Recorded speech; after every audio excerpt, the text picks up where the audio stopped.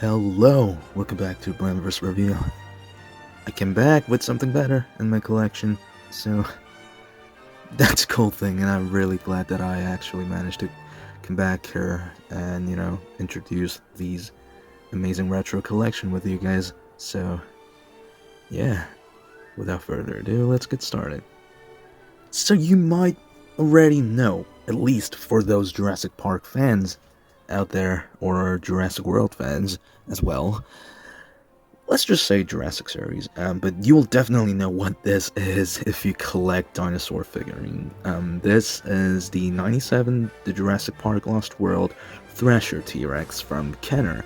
So, yeah, it was released in 97, that's when the Lost World was released in the cinema.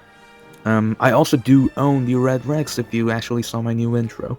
I'm gonna review that thing later on as well, so stay tuned for that. I know there are already shit tons of review for those guys, but I don't know. I want to do my own review with it and do a comparison with this guy later on. But yeah. Alright, so let's get straight to the head sculpt. So mine, apparently, it's not in new condition, because new ones really skyrocketing in price. But yeah, really cool. The little problem with lighting, this thing looks a bit yellow. The light, in my eyes, the light is completely fine. And the T-Rex looks definitely fine. It's just a camera, but yeah, here it is. I'm gonna record in some different place that I used to record before. Again, after this video. But yeah, today I have to use this place for now. Nicely done pupil. Yellow, black, white. So really nicely done pupil painting. This glossy area, I don't know, maybe the previous owner put it super glue on it or something. This is an old figure. Were there any red parts? Is that the reason why this person put it this thing? Let me check quickly. I don't think so. Nope, not that I found any. So that's good. The teeth is sculpted really nicely too. A bit of scuff because it was released in 97. Yeah, I'm gonna show you the gimmick later on, because this thing has two different gimmicks, which is pretty darn cool. Inner jaw, really nice. Tongue, upper jaw, and you see the hole at the very end of the teeth for both sides. I think that's how it's meant to be.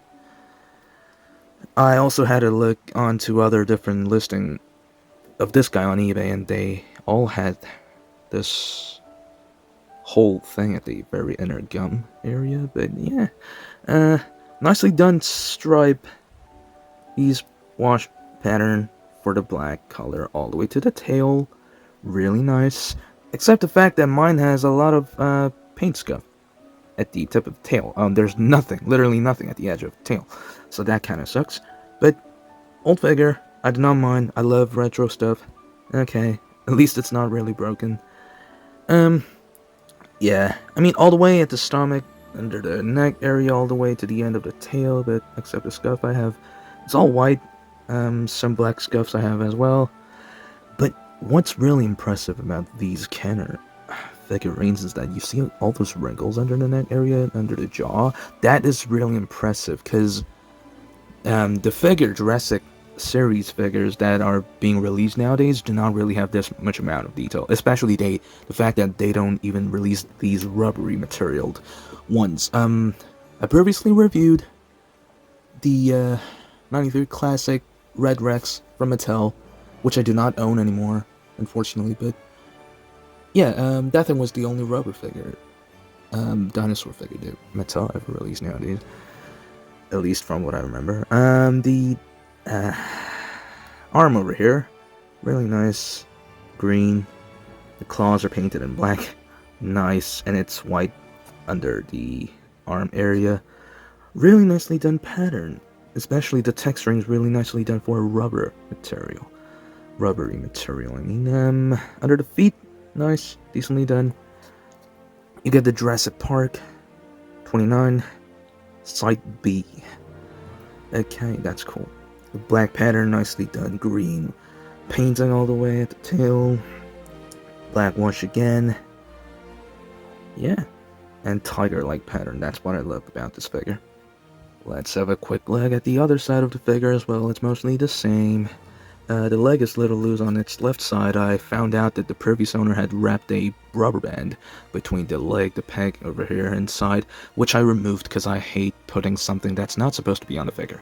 Like blue tack, rubber band, nope, just not my thing. If the figure is loose, I would rather keep them loose in its original shape. But yeah, all good. So what's the gimmick of this guy over here? Okay, so if you pull the head upwards in a certain amount, the tongue will hold its place. Let's see it again. So pull the head all the way upwards, and at some point you get the tongue staying on its place and the jaws widely open. In order to put this back, you just have to press the tongue. That's cool.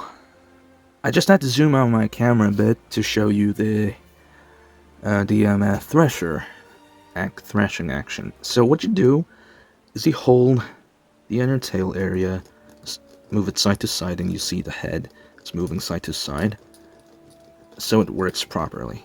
So if you keep the jaw opened at a certain point, do this thrashing action, it looks really cool.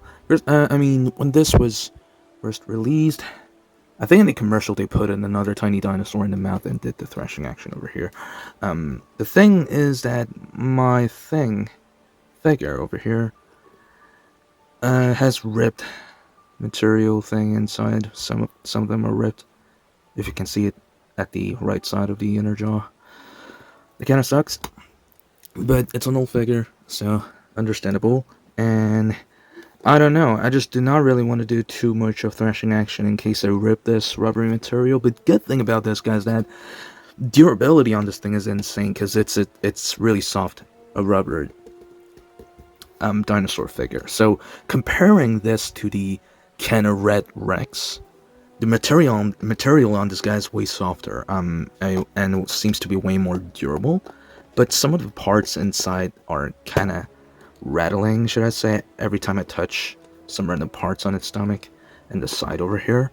But it's really nice. Really decently made figure. So including the gimmick I've shown you so far, as as the articulation goes, the jaw opens, you can do the swipe thing for the tail. I mean, it's rubbery material, you can move it in wherever direction you want to. The forearm goes up and down, the legs move forward and backward. No swivel on the leg or anything, but that's just it. That's it for this figure. So yeah, decently made, really nice. Some of the people preferred this guy over the Red Rex. I don't know, to be honest. They both are amazing figure. But yeah, I'll definitely do the comparison once I upload and get prepared for the Red Rex review soon. Later this week or next week, somewhere around there. But yeah. Okay, so I brought the Red Rex on my right, and this Red Rex apparently has a scuff already on the neck area, because it's old. They said the battery, the feature thing, the sound feature works on this thing.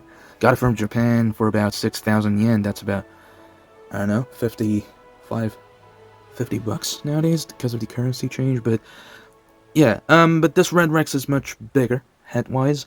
Not supposed to do the comparison right now because I wanted to do it in the next video, but I was just very excited for this guy. And yeah, really cool figure, both of them either way. I really like it. They both has pro and cons. But yeah, stay tuned for this upcoming Red Rex review. And yeah, I think I'll see you in the next video.